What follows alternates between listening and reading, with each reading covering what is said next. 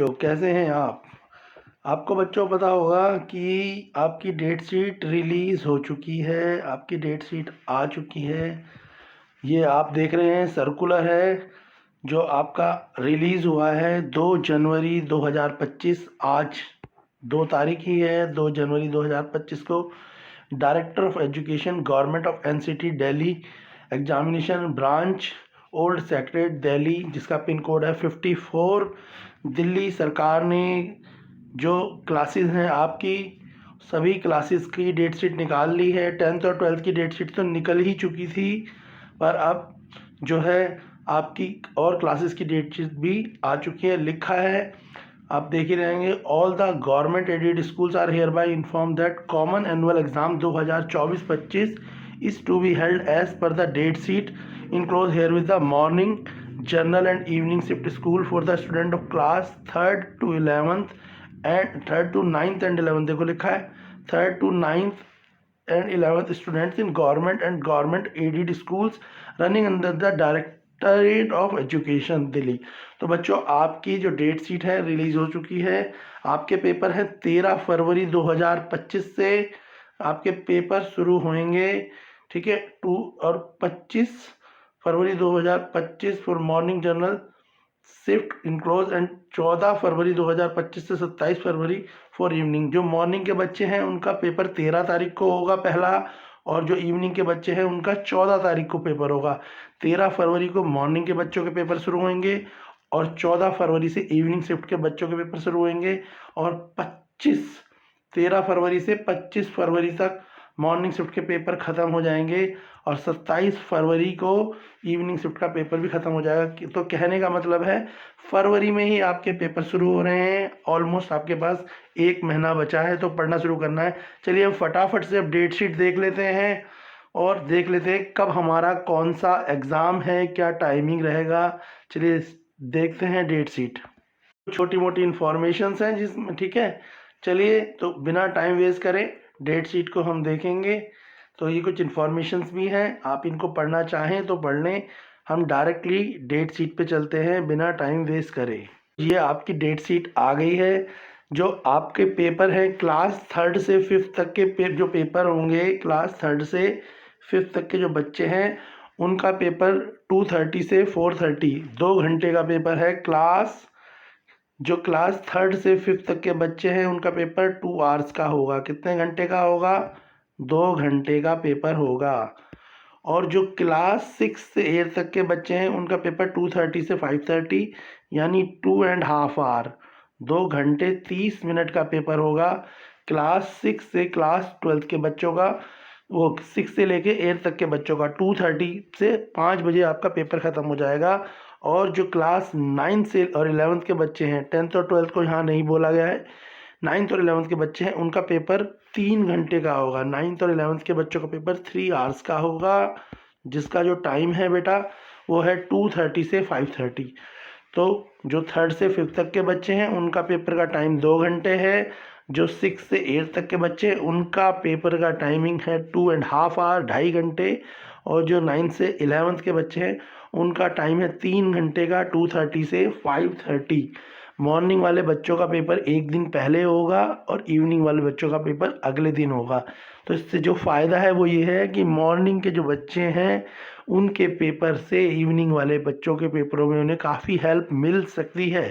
तो मॉर्निंग के बच्चों का पेपर इवनिंग वाले बच्चे ज़रूर करके जाएं, ताकि आपको 40 to 50% आपके क्वेश्चंस उनके जैसे ही आते हैं। चलिए अब डेट शीट देख लेते हैं।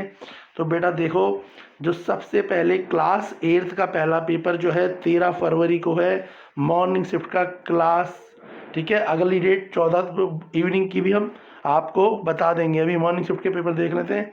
13 फरवरी के दिन मैथ्स का पेपर है क्लास 8th का, 9th क्लास का कोई पेपर नहीं है, और 11th क्लास का इंग्लिश का पेपर है। तो 8th क्लास का 13 तारीख को मैथ का पेपर है, और 11th क्लास का 13 तारीख को इंग्लिश का पेपर है, और 9th की छुट्टी है। 15 तारीख सैटरडे है। सैटरडे को सिर्फ 11th का और 9th का पेपर है। 9th क्लास का एसएसटी का पेपर है, और 11th क्लास का फिजिकल एजुकेशन का पेपर है। 20 तारीख को क्लास 9th का हिंदी का पेपर है, क्लास 11th का भी हिंदी का पेपर है और 8th क्लास का कोई पेपर नहीं है। फिर 22 फरवरी को क्लास 8th का SST का पेपर है और क्लास 11th का अकाउंट्स का पेपर है। 9th क्लास की छुट्टी है।